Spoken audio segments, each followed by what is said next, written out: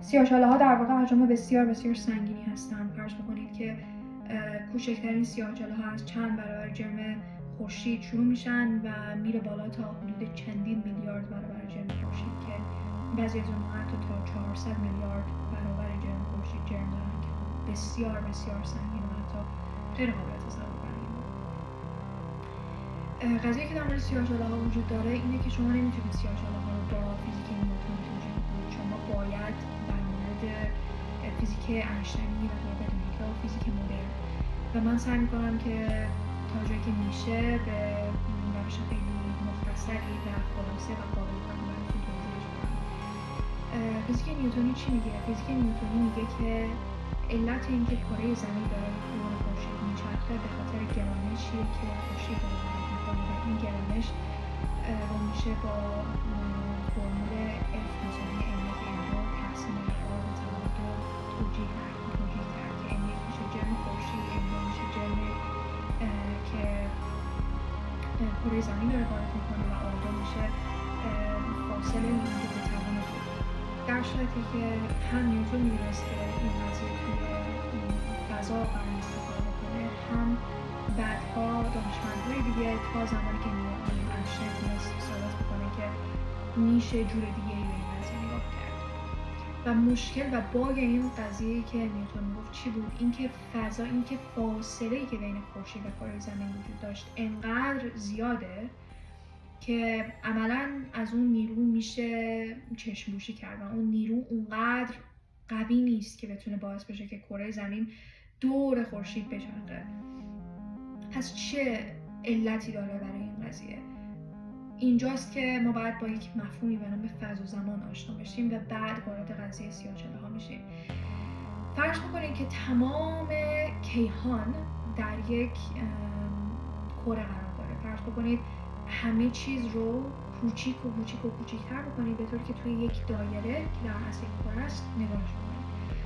این فقط برای اینکه ما راحت‌تر بتونیم نگاهش بکنیم، در واقعیت اینجوری نیستش. ولی فرض بکنید که توی یک کره همه چیز وجود داره و این کره وسطش خالیه. پس عملاً یک دایره‌ای داریم، یک دایره کروی شکلی داریم که وسطش هیچ چیزی وجود نداره.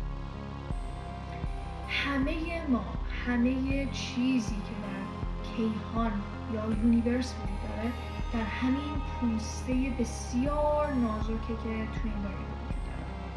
ما هم یک بخش بسیار بسیار کوچیک از این قضیه هستیم. یک کهکشان ما یک نقطه از این کل پوسته است. اینو فرض بکنید و جنس این پوسته رو ما میتونیم چطور تعریف کنیم؟ ما جنس این پوسته رو میتونیم با عنوان فضا زمان یا سپیس تایم بهش نگاه بکنیم که تصورش خیلی سخته، ولی ما در یک جهان 4 بعدی قرار داریم که خب 3 بعدش برای ما قابل درکه که میشه در فضا به طور کلی جلو رفتن، عقب رفتن، چپ و راست رفتن و بالا پایین رفتن که میشه همون x, y و z. و زمان که بعد 4 که به هر نحوی بدن ما و مغز ما از درکش و تصور کردنش عاجزه. ولی شما فرض بکنید که کل این پوسته یک جنسی داره که از فضا زمان تشکیل شده. حالا سیاه‌چاله‌ها در چه نقطه‌ای از این قضیه قرار دارن و ما چطور میتونیم توجیه بکنیم ارتباطی که خورشید و کره زمین با هم دارن و علت اوربیت کردن یا چرخیدن مداوم کره زمین روی خورشید چیه؟ هر جرمی که روی این پوسته قرار داره به واسطه اینکه چقدر سنگینه باعث میشه که یک کمی این پوسته بره داخل. فرض بکنید که مثل یک فنر، یک حالت فنری شکل داره این پوسته که میره داخل. یعنی مثلا شما اگر یک چیز خیلی سنگینی روش بزنید خب بیشتر میره تو، درسته؟ و اگر یک چیز سبک بزنید خب یکم کمتر میره. و دقیقاً همینه که توجیه میکنه که چرا کره زمینی که دور خورشید میچرخه.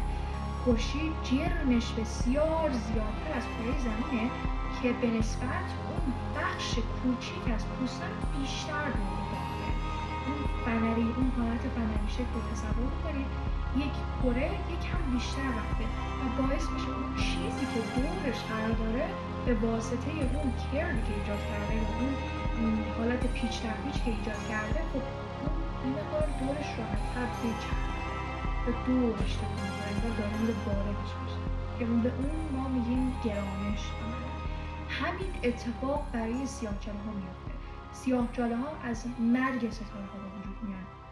بعضی از ستاره هایی که بسیار بسیار بزرگترن از خورشیدی که ما میشناسیم، ستاره هایی که عظیم ستاره بهشون میگن، ستاره های بسیار عظیم آبی رنگ خیلی خیلی بزرگ، وقتی میمیرن انرژی بسیار زیادی از خودشون تولید میکنن و این انرژی رو پخش میکنن در کیهان و بعد تبدیل میشن به ستاره های نوترونی یا اگر جرمشون خیلی زیاد باشه تبدیل میشن به سیاه‌چاله که سیاه‌چاله میشه یک نقطه بسیار کوچیک که جرم بسیار زیادی داره که همونطور که گفتم میتونه از چندین برابر خورشید باشه تا چندین میلیارد برابر خورشید، ولی جرمش خیلی زیاده در صورتی که کوچیکه، انقدر کوچیکه که باعث میشه یک چی میگن کرو بسیار زیادی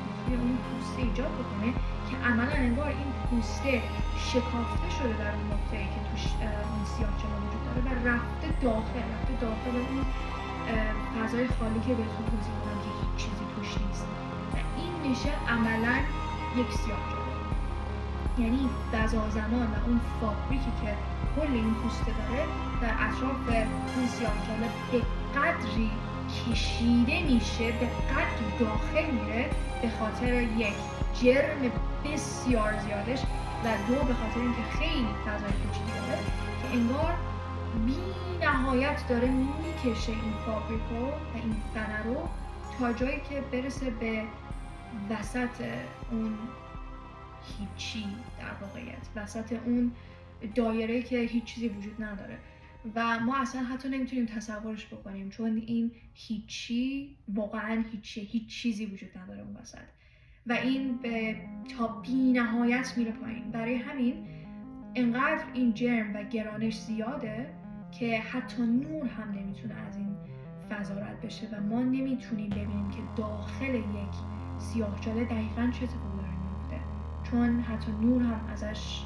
نمیتونه بگریزه در واقع و وقتی واردش میشه ما نمیدونیم